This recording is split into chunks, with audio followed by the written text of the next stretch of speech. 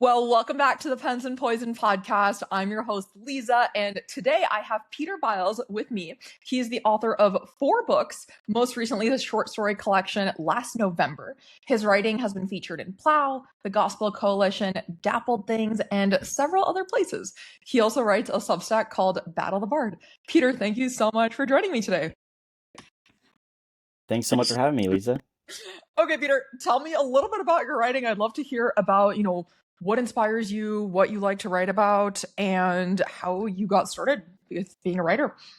Definitely, yeah. So I started out writing mainly fiction. I would say I got interested in, I guess I got started, so I'm just not kind of getting some more feedback again. Um, Mark Twain is probably my earliest favorite writer. Loved Tom Sawyer and Huckleberry Finn. Sure. So I became interested primarily through Twain and his writings. So for me, it was in the beginning, it was all fiction, and so that's kind of sorry. This is tough. Is that? Can you still hear me? Good. Yes, I can hear you. Let me know if you need me to adjust anything. I'm just gonna put these back in when you talk, so Okay. that way. Oh, I got you. Okay. But yeah, I started out with Mark Twain, and eventually, I started becoming really interested in the works of C.S. Lewis and J.R.R. Tolkien. So my interest kind of turned more from those boyhood adventures to more fantasy type literature, which kind of cultivated my interest in Wheaton College, which is a small Christian liberal arts school outside of Chicago, which is where I did my undergrad. And so I went to do my undergrad there from 2016 to 2020. So until then, it was mainly kind of interested in fantasy fiction. When I was at college, I kind of became more interested in more literary type of fiction, I guess Sure. you could say. And I don't think it was until after I graduated that I became more interested I was, in addition to those things, also kind of cultural commentary. And now I find myself in a space where I write a lot about artificial intelligence, actually, and technology. Not so much about the actual technology itself. I don't know so much about the actual inner workings of AI, but I write kind of about the cultural impacts of AI and technology. So Okay. I'm really interested in like social media addiction, kind of if you've heard of Jonathan Haidt, Yeah. his fellow New I've actually Yorker. met Jonathan Haidt. Um, He's a cool guy. so his his work has really informed a lot of my nonfiction writing, and then kind of a intersection with that, but also literature. Paying attention in the kind of the digital age, how we navigate that. And so I would say that's really where I find myself now. I'm also written for a lot of more like Christian publications, so just kind of intersection of faith and writing and that sort of thing too. But still trying to truck away at the fiction stuff as well. I know you're working on a novel, so congrats on that, or a couple novels, I guess. Thank you. But I'm working on a project, have a couple of manuscripts that I'm just trying to edit. So I still think fiction storytelling is really the central kind of the heartbeat of what I try to do, but it's sort of branched out into cultural commentary, and Substack is obviously a gold mine for that kind of stuff. So yeah. Yeah, fantastic. Okay, well, I don't know if you heard, you had your headphones out, but I actually met Jonathan Haidt. He's a very cool dude. We did an event with him back at Columbia because he's an NYU professor. So That's we awesome. I would love to meet him. I was in this club with Coleman Hughes, if you know him. Yeah. So Coleman and I so it's actually a funny story. So one of my best friends is his best friend. So I'm kind of I've been around Coleman a lot. And so Coleman facilitated bringing John Haidt to campus when I was a senior in college. So that was really, really cool. We went drinking with Jonathan Haidt. He's a really cool. That's amazing. I'm jealous. So yeah, I love his work, and he does a lot of work. You've mentioned with kind of social media, all of that, and yeah, he shared one of my articles about a year ago, and I was like, I'm good. I can retire now. So oh, that's awesome. Okay. Yeah. Did you cite him in that article? I did. Yes. Yeah. Okay. It was kind of about the phone free school. Some of that stuff that he was talking about where, trying to get phones totally out of elementary schools. Right. So. Yeah, I think that's definitely a big kind of debate right now, the impact of technology, especially in the education space. I'm sure, I actually, my full-time job is in education. So I work with students and I kind of see what goes on, especially with the AI thing. And I think it's a really, really big conversation right now. The I would say the vast majority of my students do not know how to write anymore, and that was not the case like 3, 4 years ago. 3, 4 years ago, it was like maybe 50% of them didn't know how to write, and they kind of got by. Now it's like the vast majority of them don't know how to even string together like basic elementary sentences. So I do think it's an alarming development. I'm kind of I veer more towards the anti-AI camp in general. I don't I think do too. it's the most helpful thing for people. But people have called me a Luddite and all this, but I do think that in the long run, I'm not sure what potential benefit it will bring us. I don't think the benefits will outweigh the costs, if that makes sense. So we'll see. But what is your take on sort of technology? You mentioned elementary school. What's your take on technology use in the classroom? Yeah, I totally agree. My concern is I taught freshman comp this past semester, so I got a lot of, especially for the final paper, I really tried to crack down on the AI use and encountered Sure. quite a few, which is kind of ironic. I use an AI system to detect whether or not they used AI. So I don't, there's a double-edged sword there somewhere, but no, it's just, it is obvious when you know, students depend on it that it seems to hamper the underlying purpose of why they're here, which is to learn how to think well, Yep. and that's the Oh, foundation for learning how to write well. Um, so it is concerning. As far as technology broadly, the article I mentioned earlier that Haidt shared was kind of drawing on my own experience. Even though I'm an older Gen Z, I was fortunate to grow up in a school that didn't allow phones until I was a junior or senior in high school. They allowed you to take them sure. out in between classes. And even then, I was like, I don't know about this, you know.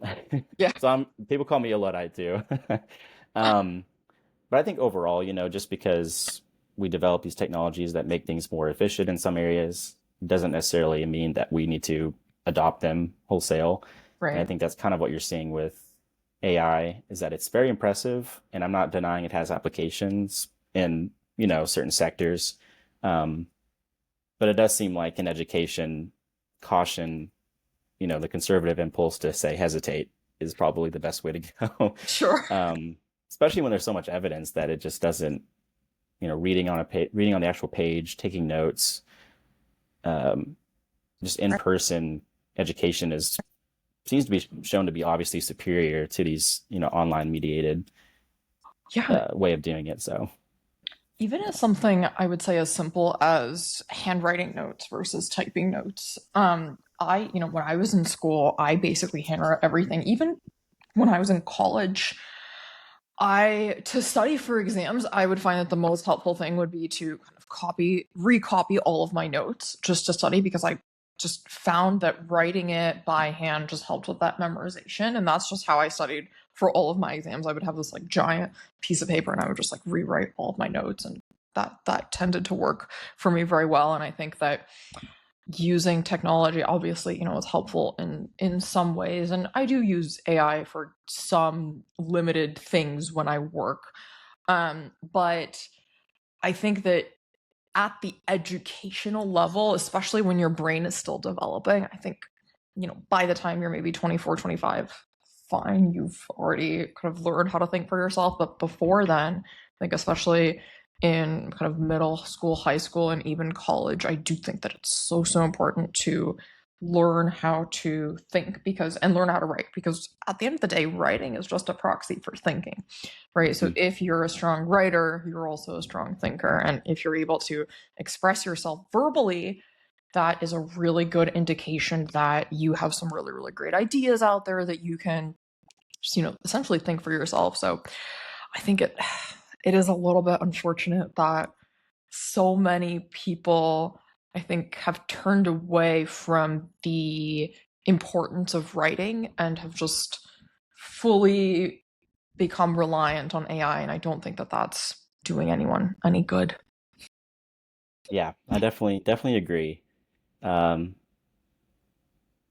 it's interesting. I've kind of been thinking about in education, sort of how do we I mean, obviously AI is makes a lot of this so much easier, but what's wrong with your current approach to education that kind of makes AI the natural next step? If I guess if college is just sort of you're there to get a degree, get a good job, and get out of there as soon as possible, I kind of wonder if like if that's the view of college that we've developed, then it sort of makes sense that students would use it for this purpose. So I don't know what you think about that, but it's almost like there's a flaw in the education model that AI kind of fits right into it. Um, but then, like you said, I don't, I, yeah, I wonder if they're actually going to learn what they need to, the skills that they need to succeed um, after college. So Sure. Yeah, I mean, yeah, I think I think you bring up an interesting point with kind of what is the purpose of education, right? What's the model there? And I do think that we've almost set up a system at this point where most people are going to college just to get that degree and then to land a job, and they forget that originally the purpose of college was not to prepare you necessarily for your trade, but just to give you a strong liberal arts education, right? And then that in turn would prepare you to become a good citizen in whatever you chose to pursue later down the road. And I think that that is a fantastic model to abide by, because when you are an erudite person, you can go out and pursue any field, any career that you want, because the vast majority of careers, especially today, they train you on the spot, right? You're not even necessarily going to college, let's say, when you're, when you go to law school, you're going to law school to learn what you would do as a lawyer, but at the college level, you're not really taking like law classes necessarily. You're maybe taking like more political science or history classes, because the idea is that you're getting that liberal arts foundation that can then help you translate your knowledge to the legal sector. Let's say if you're looking to become a lawyer, or same thing with medical school, you're learning kind of the basics of biology, chemistry, right, before you then go on to the specialized school to gain that specialized knowledge. And so I think the purpose of college has never been pre-professional training until very, very recently, until we sort of collectively decided as a society that we were going to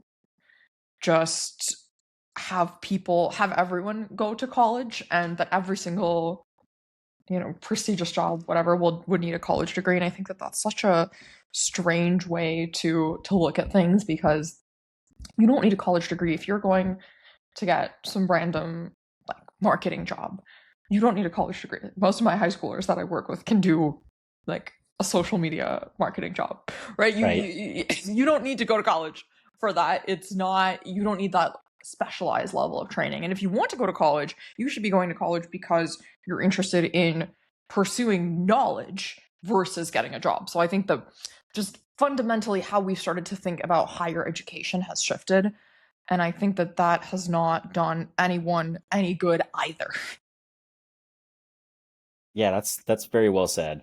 Uh, at Wheaton, there was sort of a liberal arts emphasis, Yep. especially on like what does it mean to educate the whole person? How do you become like a more mature person, which is not often the way it's formulated in higher ed. But that's yeah. I had a friend who once told me also that he'd read about someone who went off to college, got a psychology degree, and then moved back to his hometown and became a farmer, but didn't regret the psychology degree. And that kind of made me think, and I appreciate that perspective that it's not always uh, going to make sense, I guess, to go to college just to get a job, but that it's, I guess, inherently valuable just to go after it for, for the knowledge.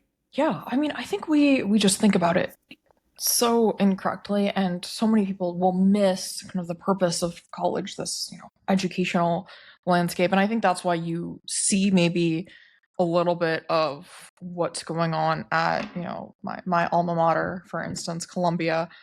I was actually talking to, because I work with parents of high school students, right, and we help them apply to college.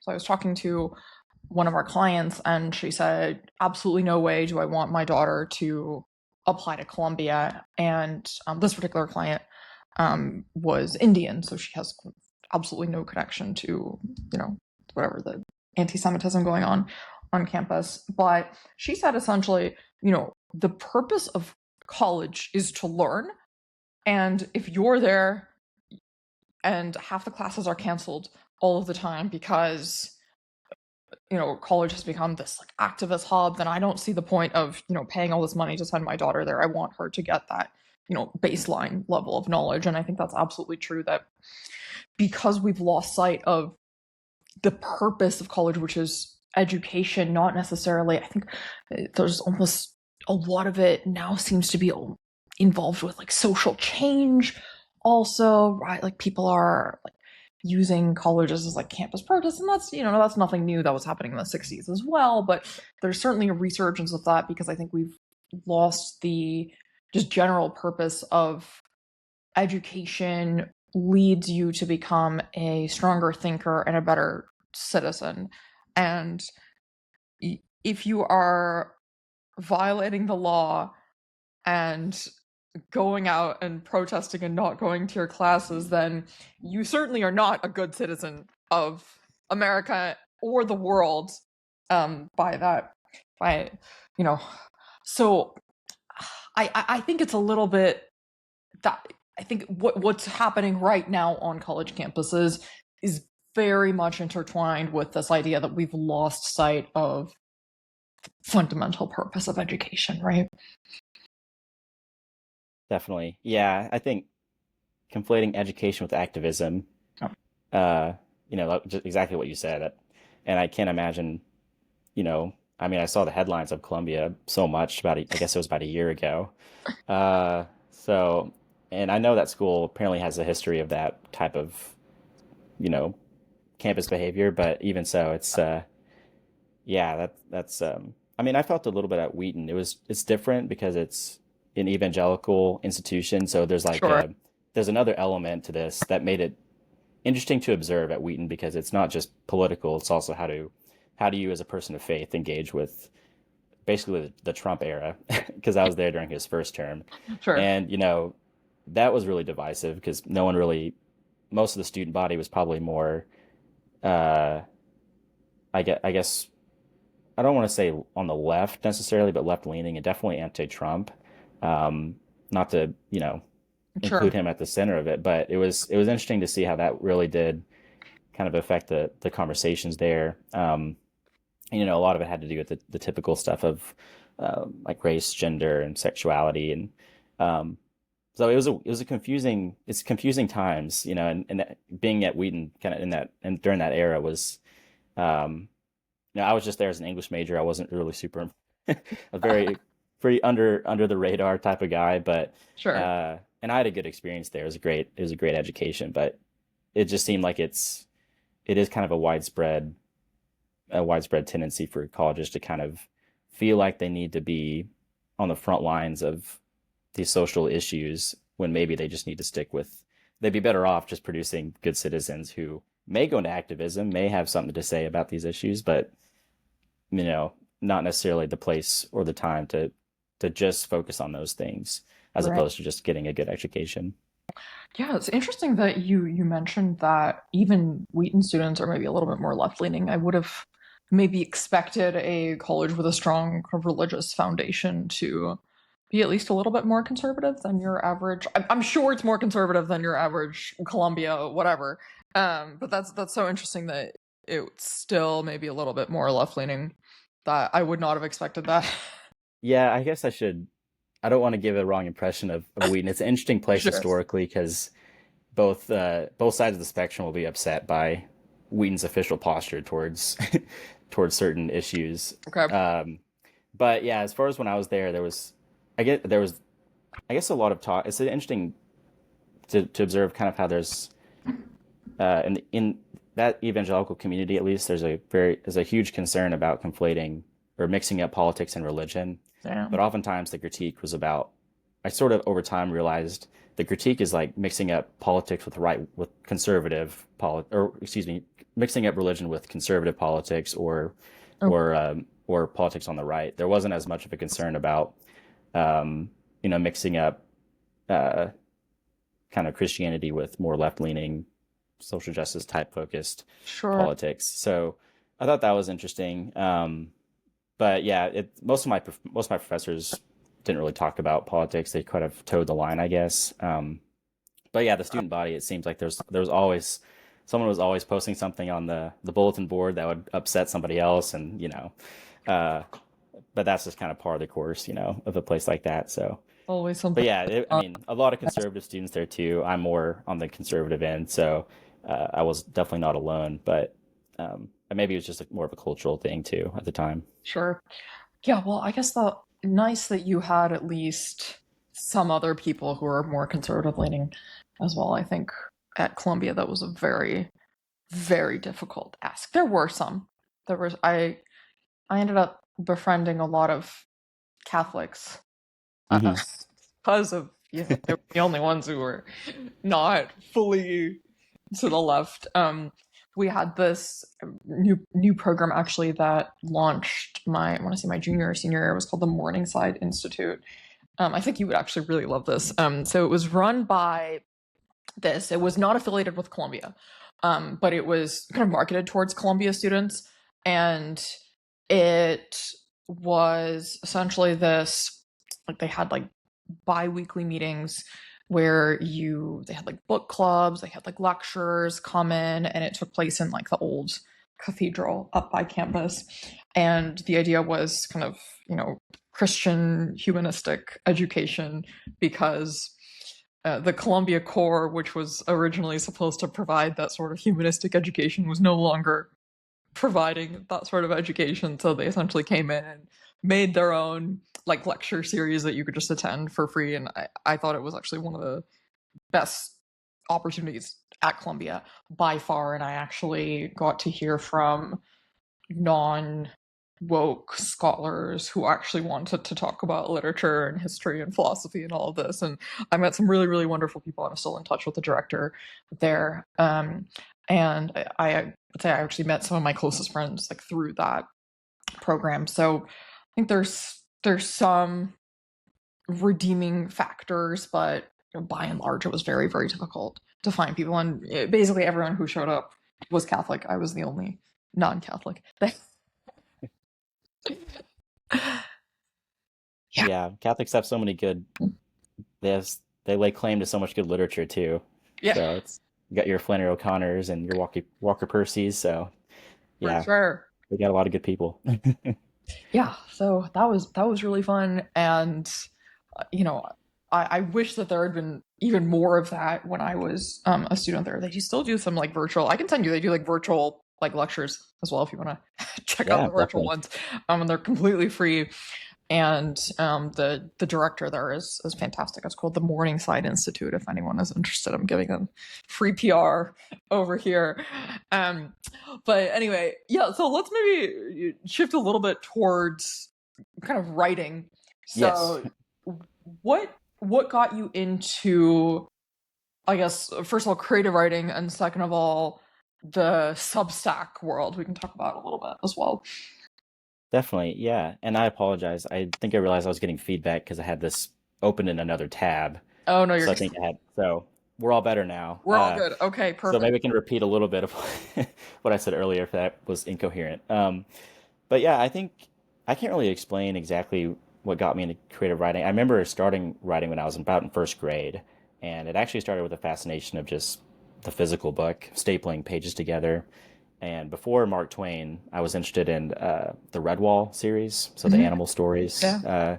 I think Brian Jacques is his name. So I love those stories. But yeah, I think it was originally it was just a love for um, reading about adventure stories and realizing that it was kind of contagious, and I enjoyed writing about that too.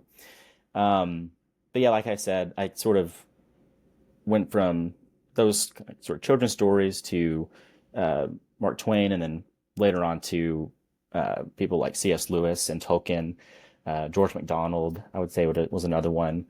Mark Helprin is another novelist that I liked a lot. He wrote Winter's Tale.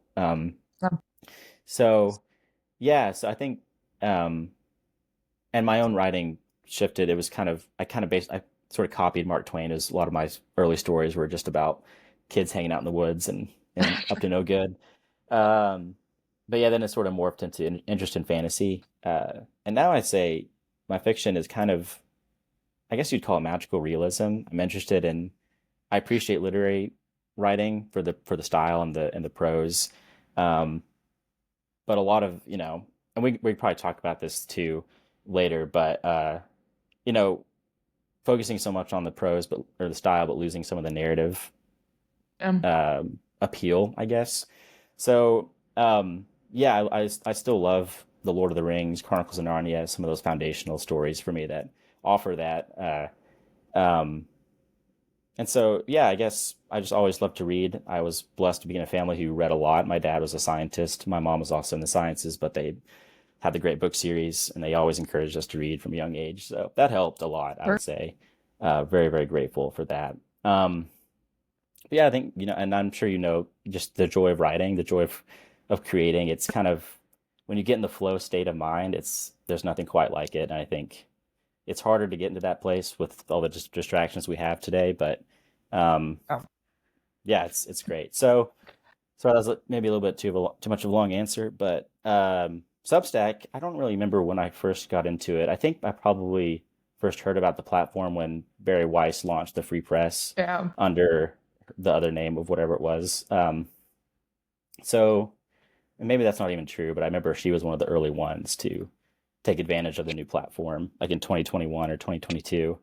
And so I think I got on it in 22 and wasn't really sure what it was at the time. It's like, is this a blog? It's saying I started a newsletter. I don't really know what that means, but over time, it obviously seemed to gain traction. A lot of people, both new art writers and more established, seem to be joining the platform.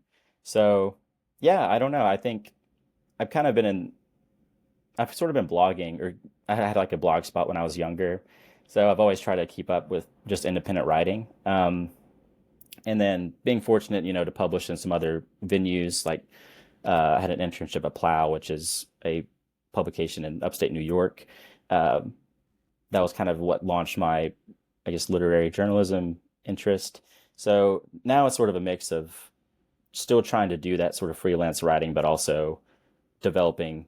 I mean, my Substack is tiny, so I don't have much to brag about on Substack, but I'm trying to keep up with it and do both of like independent writing on Substack, but also trying to trying to get something of a portfolio as well by Yeah. pitching stuff out. So it's interesting. I mean, I'd love to hear more of your thoughts about. It's something I'm wrestling with is, you know, the old way of writing where you pitch stuff out, you try to get an agent with books, that in terms of trying to publish a book, but it does seem like people have such meteoric success on Substack, Right. and some people don't feel the need to go the other way or go the traditional route. And yet, my writing definitely has benefited from a few editorial takes. Sure. So there's also that. But yeah, that's kind of my story with Substack. Yeah. So, I mean, let's maybe first answer that question with traditional media versus kind of Just a small question. Yeah. Substack. Yeah. So, I kind of go back and forth. I'm trying to go the traditional route, which is not I'm not the target demographic for that. I'm I'm definitely not. Yeah. Kid from I Oklahoma might I trying might to even be make it slightly work. I'm definitely a little bit more the target demographic than you. So fair enough. But I'm still not the target demographic. I don't and Definitely. I don't make any effort to hide my views on the internet. I think any agent can Google me and figure that out very quickly. So I think that that's put me at a disadvantage, I want to say, which is a little bit unfortunate, but it is what it is. So I'm still trying that route. I, I hope that it's very slow too. I have my manuscript out with a couple of agents, but I don't know quite where that will take me. And it's been months, and they seem to take like 3, 4 months to respond, maybe even more in some cases. So it's definitely a journey. I'm a little bit annoyed by it. It is what it is. The reason I don't want to fully go the Substack route is I have first of all, I have very big ambitions. And just from the feedback I've gotten on my novels, I think that I think that they're good. I'm just objectively. People seem to like them. People who have read them, at least. So I think that that's a good sign. People seem to be resonating with what I'm writing. A lot of people like really loved my latest novel that I've written. So I have hopes. I'm trying to get it out there.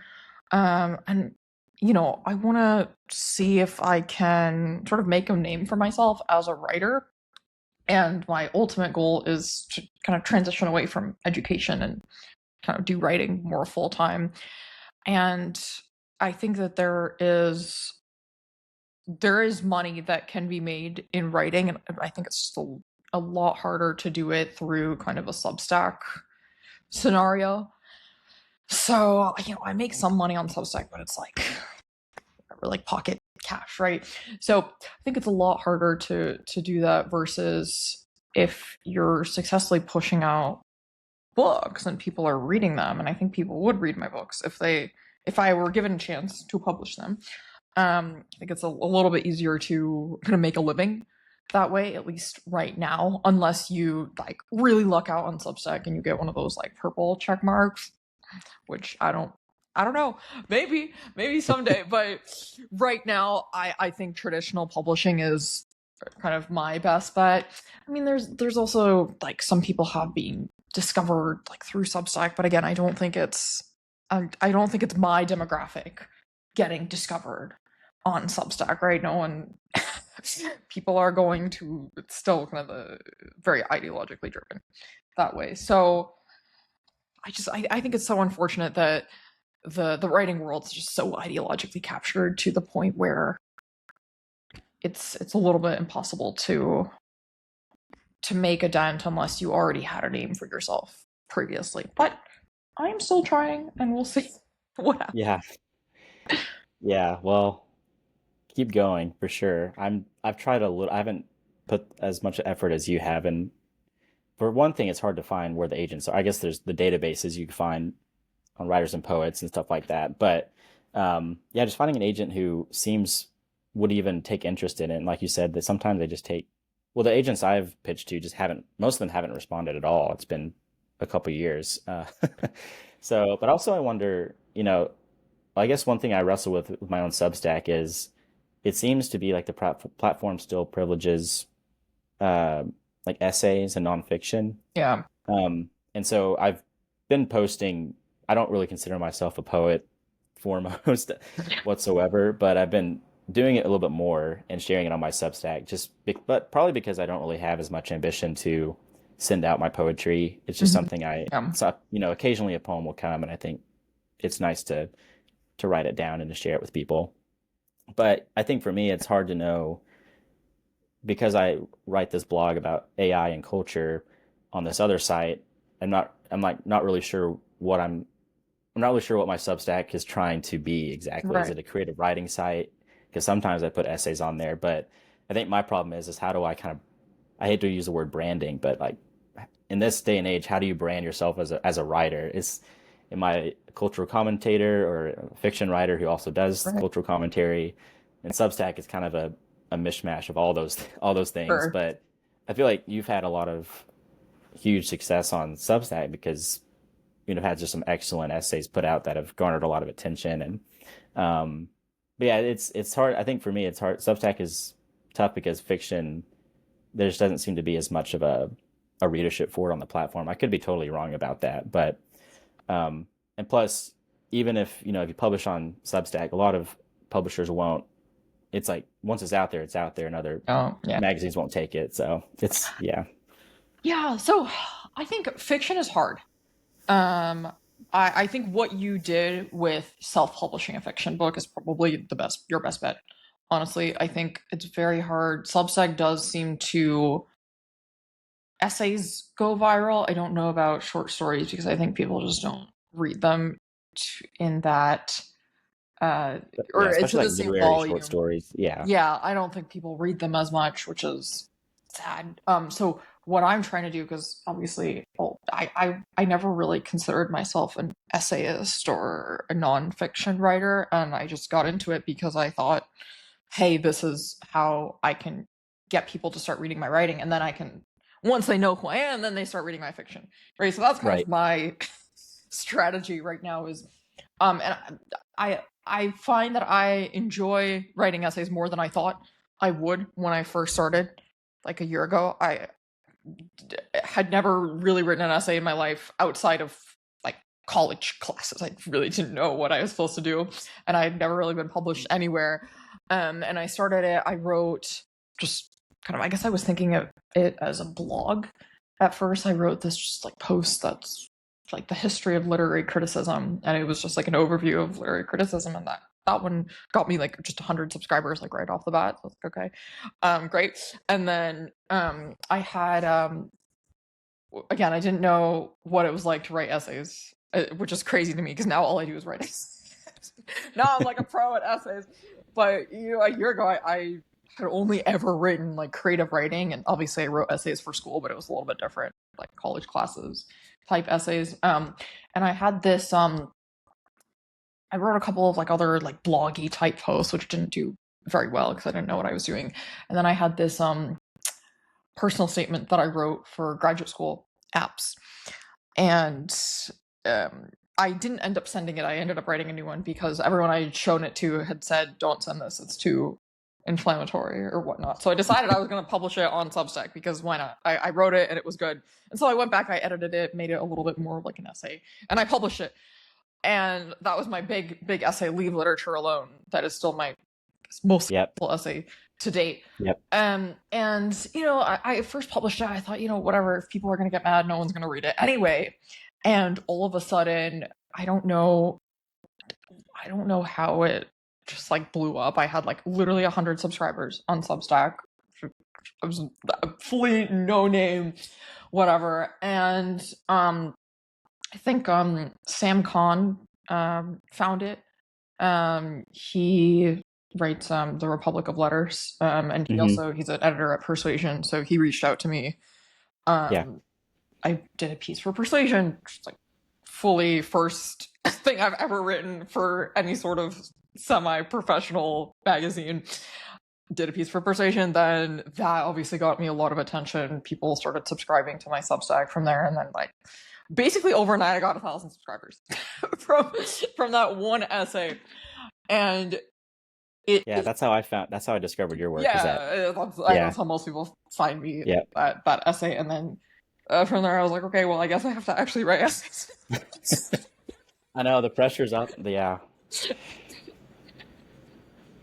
All right, stuff. And then, I kind of started to get the hang of it. I started to figure out like, okay, this kind of works, this doesn't work. Maybe I need to like position things differently. What works the most is controversy. This is just an internet thing that happens. Controversy always gets clicks. My latest essay about sex writing did fairly well. Because some people were mad, which is fine. I expected that. Some people agreed with me, right? So I think those kind of more polarizing essays tend to do well, where it's like you take a very controversial stance on something and some people are like super into it, some people disagree, and then they comment, and it helps with the engagement or whatnot. So I think those sorts of essays tend to do well where I say something a little bit like out there that maybe people like don't agree with, or some people will agree with. So I think that the best way to do it is essays plus have a hot take on something, and I find that works the best in terms of getting people to read your writing. Yeah, that's interesting, because and that might explain why poetry and fiction doesn't do quite as well, because it doesn't it's just a different kind of it's just a different kind of writing that's not necessarily trying to spark those debates, right? But, and I feel like what you're describing is not, I don't see it as clickbait, because that's sort of the title is inflammatory and you get to the actual article and it's not very interesting. But I think like what you're talking about is leading the reader into an actually well written, expose or an essay that gets you thinking, and I think that's a really valuable form of writing. So yeah, Yeah. I'm not very good at it. Trying to find those controversies. Um, I guess the one I have been following is sort of uh, the well, then I think there was an essay that came out a couple weeks ago by Valerie Stivers. She writes for Compact and Okay. a couple others, but she said that she wrote that the next great American novel will not be Substacked. So kind of in response to self-publishing model as the future, and her main point was that we still need to aspire to excellence in our writing, and that editors do give good feedback for writers. So I feel like that's a conversation that goes back and forth between Sure. a lot of people right now. And that's very interesting to people like you and me. Maybe for other audiences, it's like, but yeah. Yeah. So So yeah, I my take on editors is if an editor is good and smart and competent, great. The issue is I don't think there are good and smart out there. sometimes they're At least just, in yeah. traditional publishing. So that's something that I really struggle with is I don't know if you saw the note I posted where it was like one of the agents gave me feedback where I didn't talk enough about privilege in my did you see this? I think so. Okay. Yeah. He basically said, so I sent him my novel. He seems very excited about it, and then he comes back to me, and then he says, "Well, like I think this like book could benefit from a more of an exploration of like this character's privilege." And I was like, if that's the feedback I'm getting, I don't want to. I would rather just not work with someone else because, and I feel like so much of editorial feedback now is, once again, it's centered around these like woke themes or whatnot of like privilege or whatever, not enough diversity. And it's hard because they go after you if you write diverse characters. They go after you because it's not your lived experience. So you don't have a right Right. to talk about the diverse characters. Cultural But appropriation. right. Yeah. But if then you write about your experience, and I'm Jewish, so a lot of my characters are Jewish, then it's like, Mhm. oh, so, and the Jewish thing is not helpful either. um, Right. Yeah. but then it's like, oh, your characters are not diverse enough, so you really can't win. Yeah. And that's, Gosh. I feel like that is, it's really difficult because so much of the editorial feedback that I've received has been around that versus the actual kind of content of the novel. I did have, one agent I was working with who we did some revisions, and his revisions were actually helpful. And then he just fully ghosted me after that. I was like, okay, Dang it. wow. Really annoying. So that agent I was very excited to work with because I was like, okay, these are like actual good edits that I can incorporate to make this novel stronger. On the flip Right. side, the novel is now stronger because I incorporated his edits. But if he ever wants to get back to me, he's welcome to. But yeah, it's a struggle. Tough out there. Yeah. That's such a great point. I mean, I've written a few stories about things that I'm most familiar with is kind of I grew up in a rural part of Oklahoma. Uh, and there are problems and issues here that affect the people here, but they don't really necessarily check the boxes of the agent or the editor in New York. So it is, it does seem like it's there. It's difficult to find to please those people who want to check those boxes. Yeah. But then there's a lot of stories that obviously get overlooked too, um, under that model. So yeah, I don't know. It's hard because I'm with you. I would like to be traditionally published and have the agent, and because it just seems like there's so much. I mean, I guess it is validating if you have that, uh, but also more secure for the long run. So Opportunity wise, I think that's yeah. how you like get invited to podcasts. That's how you could potentially get like a Netflix deal, right? That's how you could get your book translated into other languages, right? There are so many things that open up when you have the backing of a publishing house behind you, Hmm. right? So I don't know. It's really tough, and I really hope that there's a shift, but I'm not very optimistic because I don't I just the model of literary agents. I don't see a competent person waking up one morning and being like, I want to be a literary agent. Right? That just, if you're a competent writer, you're not waking up and saying, I want to be a literary agent. You're trying to be a writer, or you're trying to be an editor at least. With the literary agents, you tend to get the kind of worst types of people, kind of people like writer wannabes who are not very smart, and then those sorts of people become literary agents. So that's why I think, it's unfortunate. It's not the best model. But here we Yeah, are, and I'm trying to work with it and hoping that there is maybe one exception, because you only need one, right? definitely. Well, I think you'll get there. I think it just takes and I'm just trying to, encourage myself too, because I think it is a gritty process, but Well, um we'll motivate each other. yeah, definitely. Keep going. All right. Well, any closing thoughts for today? I don't think so. This has been a huge honor, great pleasure.